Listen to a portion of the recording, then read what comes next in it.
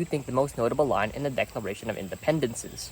For most, if not all, it would be the beginning of the Declaration of Independence: life, liberty, and the pursuit of happiness. We hold these truths to be self-evident, that all men are created equal,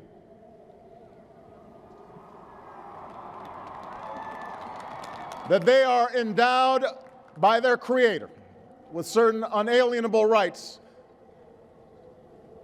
that among these are life, liberty, and the pursuit of happiness. These words, written over 2 centuries ago, is what set the foundation for a nation that is built on equality, freedom, and the protection of fundamental rights. And that last part, protecting fundamental rights, is what brings us to one of today's most hotly debated topics: a national assault weapon ban. The time for hiding behind thoughts and prayers is long gone. What we need is action, and we need it now. So here's what's going to happen. Here's what's going to happen.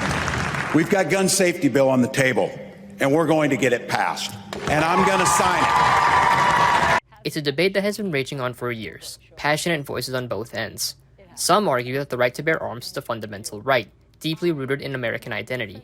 Others argue that the government has a responsibility to protect its people by regulating or even outright banning certain types of firearms. So how do we reconcile these two perspectives? Well, let's go back to that opening line in the Declaration. Life, liberty, and the pursuit of happiness.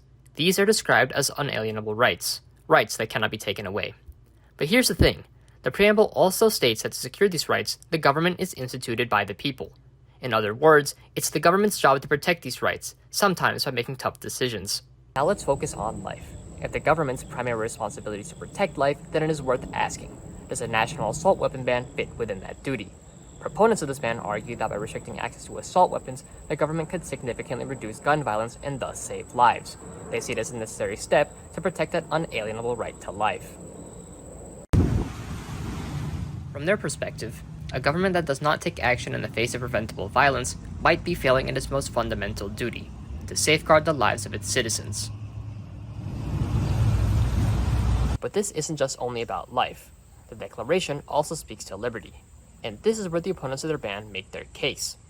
They argue that the right to bear arms is an essential part of individual liberty, one that's necessary not just for self-defense, but also as a check for potential government overreach.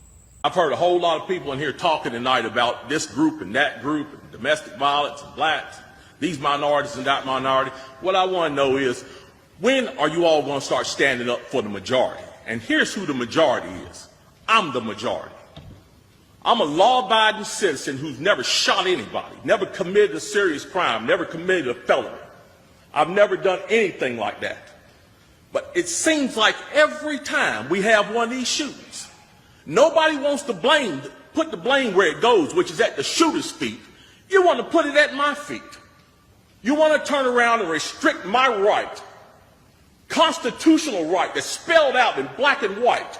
You want to restrict my right to buy a firearm and protect myself from some of the very people you're talking about in here tonight. It's ridiculous. I don't think Rod Serling could come up with a better script. So here we are with life and liberty seemingly at odds. But are they really? Well, the Declaration of Independence tells us that the government was instituted to secure these rights, not to pit them against each other.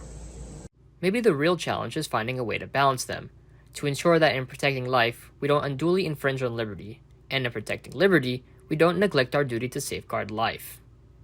The debate over a national assault weapon ban isn't just about guns. It's about how we interpret the values that have defined this country since its founding. And maybe, just maybe, the most important part of the Declaration of Independence isn't just one line or phrase, but rather the idea that we, as the people, are responsible for figuring this out together.